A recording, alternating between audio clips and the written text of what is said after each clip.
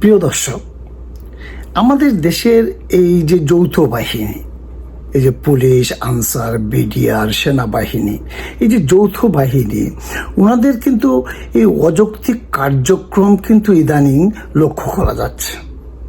দেখুন, তাদের দায়িত্ব কি? তাদের দায়িত্ব হচ্ছে যে সরকারে থাকবে তার পক্ষে কাজ করা, এবং সরকারের পক্ষের লোকজন যদি মনে করেন এদিক সেদিক করে, কোনো কিছু পাচার করে, কোনো ঘুষ খায়, কোনো বড় পুকুর চুরি করে, তাতে তো পুলিশ বাধা দেওয়ার কোনো কারণ নাই, কারণ তারা তাদের পক্ষে কাজ করবে। এটাই হচ্ছে আমাদের সাংবিধানিক নিয়ম বাংলাদেশে। তো যারা সরকারে থাকবে তারা এদিক সেদিক করবে, এটাই তো স্বাভাবিক, তাই না?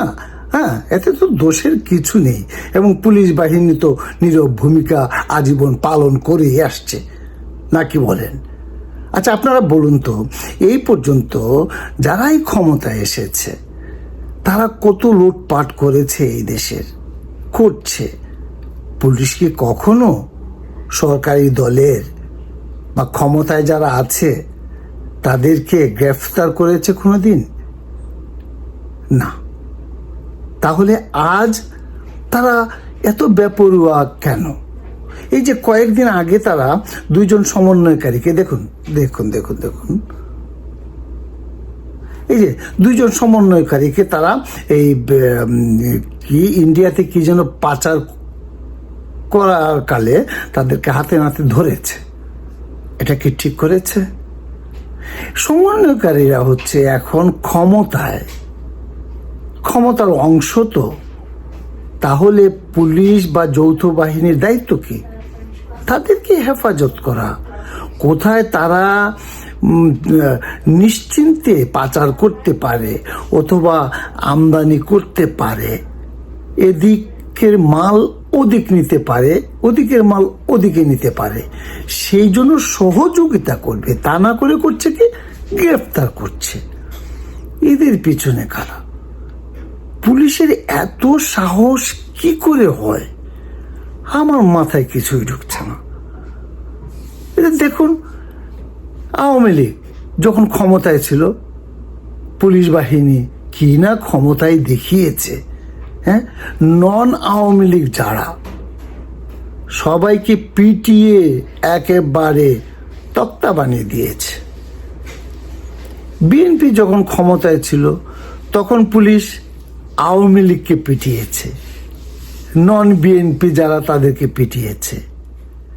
এখন তো একটা নিরপেক্ষ সরকার, সমন্বয়কারী সরকার। হ্যাঁ, এখন কাকে পিটাবে? বিএনপিকে পিটাবে, আওয়ামী লীগকে পিটাবে। আচ্ছা, বিএনপিকে না হয় পিটালো না, বিএনপি তো এখন তারা তো কিছুদিন আগে ক্ষমতায় ছিল না, অনেক আগে ছিল, এটা না হয় ধরলাম ভুলেই গেছে।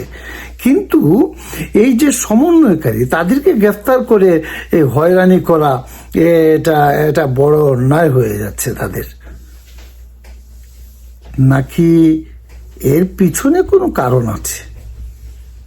হয়তো পাবলিককে দেখাচ্ছে যে সরকার সম্পূর্ণ নিরপেক্ষ। দুর্নীতিকারী, দুর্নীতিবাজ যে দলেরই হোক, শাস্তি তাকে পেতেই হবে। হয়তো এই বাণীটুকু প্রচার করার জন্য হয়তো করছে। নাকি তারা কি শাস্তি পাবে যাদেরকে গ্রেফতার করা হয়েছে? না, আমার তো মনে হয় না। আপনাদের কি মনে হয় সমন্বয়কারীরা শাস্তি পাবে? তা তো পাওয়া ঠিক নয়। না না না, আমাদের পুলিশ বাহিনীকে যে সাহসী ভূমিকা তারা পালন করে সবসময় সরকারের পক্ষে, সেই সাহসী ভূমিকাটা রাখা উচিত। এই দুঃসাহসিক ভূমিকা রাখার তো কোনো দরকার নেই। তারা রাখবে সাহসিক ভূমিকা সরকারের পক্ষে। সাংবিধানিকভাবে যে দায়িত্ব তাদের, আমাদের বর্তমান সাংবিধানিক সংবিধান যেটা বলে যে যারাই ক্ষমতায় আসবে পুলিশ বাহিনী তাদের কথায় উঠবে বসবে, কিন্তু কখনোই ক্ষমতাসীন দলের কাউকে কোনোভাবেই হয়রানি করা যাবে না। আমি জানি না এরা কেন এগুলো করছে। না না না, আমার মনে হয় এদের বিরুদ্ধে একটা আন্দোলন গড়ে তোলা উচিত।